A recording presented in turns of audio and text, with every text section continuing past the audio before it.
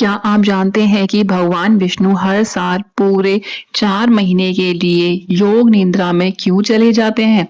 क्या सच में एक भक्त राजा की वजह से भगवान को पाताल लोक में रहना पड़ा था? और आखिर माता लक्ष्मी ने राजा बलि को राखी क्यों बांधी?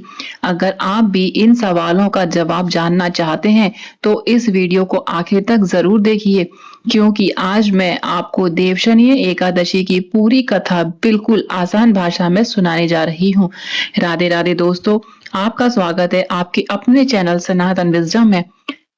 बहुत समय पहले की बात है, एक राजा थे जिनका नाम था महाबली राजा बलि।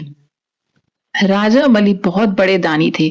जो भी उनके दरबार में कुछ मांगने आता, वह कभी खाली हाथ नहीं लौटता था। इतना ही नहीं, राजा बलि भगवान विष्णु के बहुत बड़े भक्त भी थे। लेकिन अपने पराक्रम से उन्होंने धरती, स्वर्ग और तीनों लोकों पर अधिकार कर लिया था। जब देवराज इंद्र और दूसरे देवताओं ने यह देखा, तो वो चिंतित हो गए। सब मिलकर भगवान विष्णु के पास पहुंचे और बोले, प्रभु हमारी रक्षा कीजिए। भगवान ने वामन अवतार ले लिया। भगवान विष्णु मुस्कुराए। उन्होंने सोचा कि अब समय आ गया है कि राजा बलि का अहंकार दूर करने का, लेकिन बिना युद्ध किए। इसलिए भगवान ने एक छोटे से ब्राह्मण बालक का रूप धारण किया। इन्हीं वामन अवतार कहा जाता है। उसी समय राजा बलि एक विशाल यज्ञ कर रहे थे। भगवान वामन भी वहीं पहुंच गए। राजा बलि ने उनका आदर किया और कहा, ब्राह्मण देव बताइए आपको क्या चाहिए? भगवान वामन ने कहा, मुझे ज्यादा कुछ नहीं चाहिए राजन, बस 3 पग जमीन दे दीजिए। राजा बलि हंस पड़े।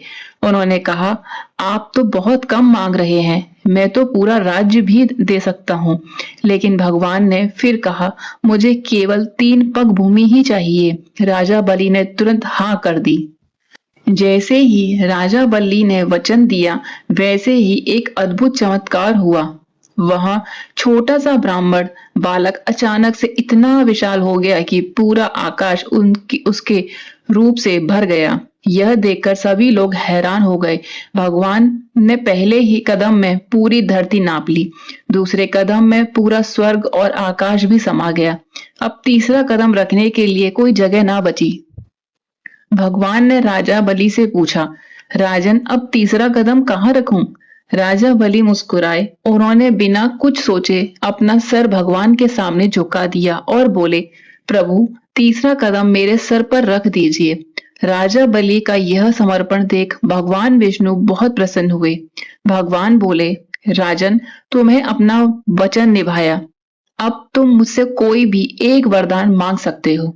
राजा बलि ने कहा, प्रभु मेरी एक ही इच्छा है, आप हमेशा मेरे साथ रहें। भगवान अपने भक्त को कैसे मना करते। और उन्होंने राजा बलि की बात मान ली और पाताल लोक में रहने लगे।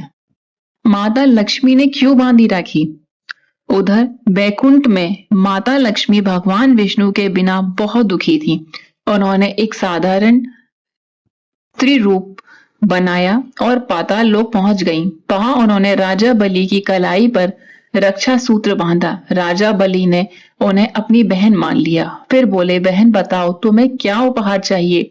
माता लक्ष्मी ने कहा, मुझे कोई धन दौलत नहीं चाहिए, मुझे तो अपने पति भगवान विष्णु वापस चाहिए। राजा बलि अपने वचन के पक्के थे। उन्होंने तुरंत भगवान विष्णु को बैकुंठ लौटने का अनुमति दे दी। भगवान विष्णु 4 महीने क्यों सोते हैं? भगवान विष्णु राजा बलि के प्रेम और भक्ति से बहुत खुश थे। इसलिए उन्होंने कहा, हे बलि, मैं हर साल आषाढ़ शुक्ल एकादशी से लेकर कार्तिक शुक्ल एकादशी तक 4 महीने तुम्हारे लोक में योग निद्रा में रहूंगा। इसी कारण इस एकादशी को देवशनीय एकादशी कहा जाता है। और यहीं से चातुर्मास की शुरुआत होती है। 4 महीने बाद देवउठान एकादशी के दिन भगवान विष्णु योग निद्रा से जगते हैं। इस कथा से हमें सीखने को मिलता है कि दोस्तों, भगवान के लिए सबसे बड़ा धन सोना चांदी नहीं बल्कि सच्ची भक्ति और सच्चा मन है। राजा बलि ने अपना वचन निभाया, अपना अहंकार छोड़ दिया और भगवान के सामने पूरी श्रद्धा से झुक गया। यही कारण है कि आज भी उनका नाम महान भक्तों में लिया जाता है। अगर आपको देवशनीय एकादशी की यह कथा पसंद आई हो तो वीडियो को जरूर लाइक करें, इसे अपने परिवार और दोस्तों के साथ शेयर करें ताकि वे भी इस पवित्र कथा का महत्व जान सकें। और अगर आपने अभी तक सनातन विजडम को सब्सक्राइब नहीं किया है तो अभी कर लीजिए, क्योंकि यहाँ आपको सनातन धर्म, व्रत, त्योहार, पूजा विधि और धार्मिक कथाओं की सही, सरल और प्रामाणिक जानकारी सबसे पहले मिलती है। कमेंट में लिखें जय श्री हरि, राधे राधे।